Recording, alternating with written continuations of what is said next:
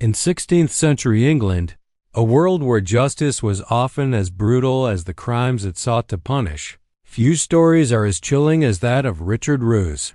His name, though now largely forgotten in the annals of history, is linked to one of the most horrifying methods of execution ever carried out in England. In 1531, Richard Roose, a humble baker, found himself caught in a web of tragedy, misunderstanding, and the harsh realities of Tudor justice. What followed would shock the kingdom to its core and forever tarnish his name. It all began in the small town of St. Albans, where Richard Roose worked as a baker. Roose had earned a reputation for his skill in baking porridge, a staple food of the time.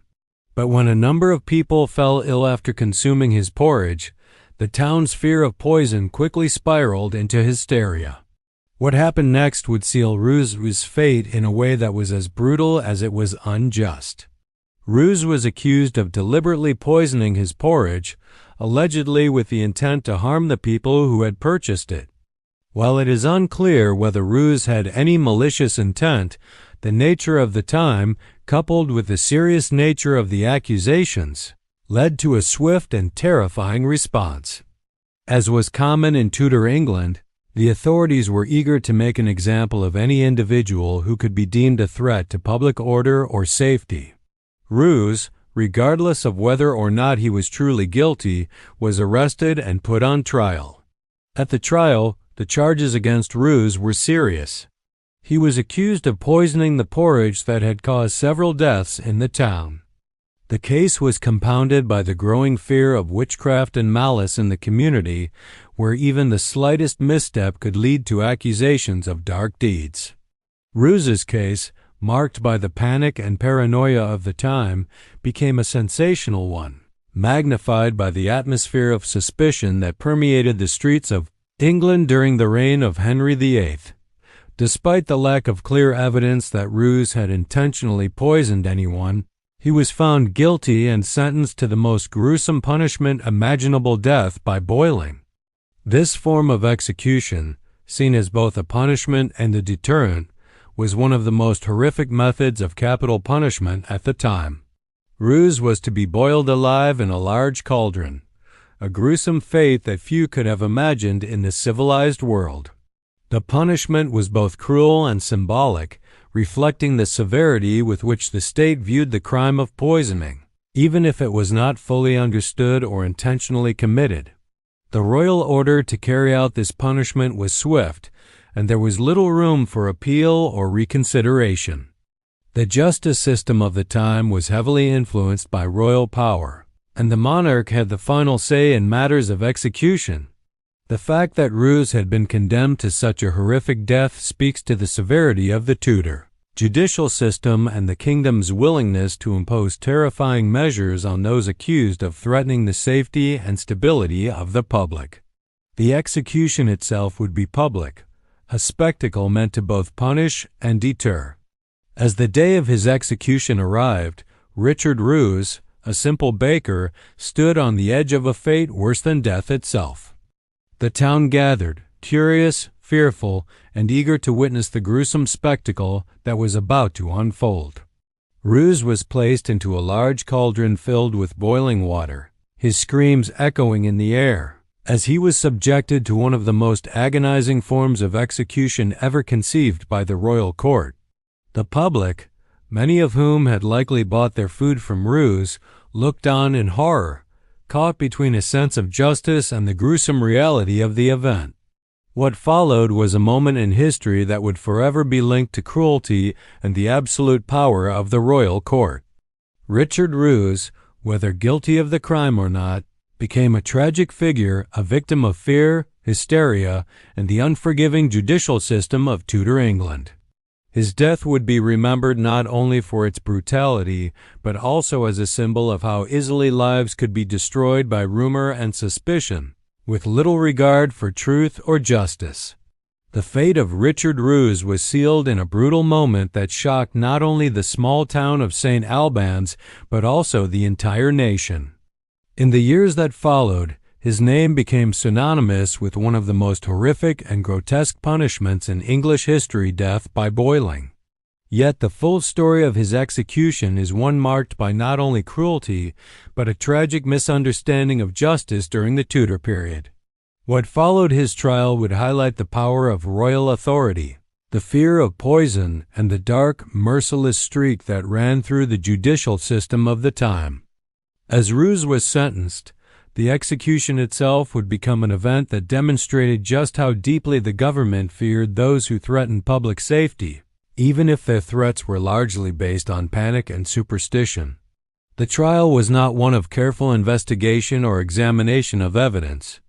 Instead, it was rooted in the paranoia of a kingdom under constant pressure to maintain control over its subjects. Poisoning, even without substantial proof, was seen as an act of deliberate malice that threatened the empire's very fabric, especially when combined with the growing fears of witchcraft and dark magic that were rampant at the time. On the day of his execution, Richard Roose was led to the cauldron in full view of the gathered public. This public display was not just about delivering justice, it was about sending a clear message to the people. Those who threaten the safety of the realm, whether guilty or not, would face the most horrifying consequences. The boiling cauldron, already filled with scalding water, was a grotesque spectacle, meant not only to execute, but to leave an indelible mark on the minds of anyone who might dare challenge the state or poison the public. Roose, condemned for a crime that may have been rooted in mere accident or misunderstanding, was thrust into a fate that few could endure. The boiling process was brutal, painful, and unrelenting. For those watching, the image of a man suffering such torment was a sight that no one would soon forget. As Roose was immersed in the boiling water, his screams echoed through the town, filling the air with a haunting reminder of the price of paranoia and royal power. The executioners, carrying out the royal decree, knew that this was not merely an act of justice, it was a symbol of royal supremacy and an example to all who might contemplate such deeds. However, the execution was not without its moral complexities. For some, Richard Roose's punishment seemed excessive, even by the standards of the time. The trial had been swift and the evidence sparse. Roose had not been proven to have intentionally poisoned anyone, and some historians later speculated that the deaths might have been caused by an unfortunate accident rather than a deliberate act of malice. Yet, in a society ruled by fear, where poison was often viewed as a weapon of witchcraft and treachery, such questions were of little concern. Roose's fate was sealed by the fear of potential harm to the state, and his execution served as a reminder of how fragile justice could be in an age driven by superstition and royal decree. The aftermath of Richard Roose's execution sent ripples through the country. His case became a symbol of the extreme measures the Tudor monarchy was willing to take to protect its people, or perhaps more accurately, to protect its image of invulnerability. While some saw his death as justified, punishing those who were perceived to undermine public safety, others saw it as an overreach of power, an example of how easily lives could be lost due to unfounded fears and royal orders.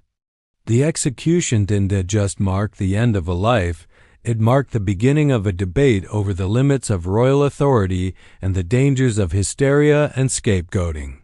In the years following his death, Richard Roose was largely forgotten by mainstream history, but his execution remained a haunting reminder of the potential consequences of royal power. His name resurfaced occasionally as part of broader discussions on the use of torture and execution as tools of state control.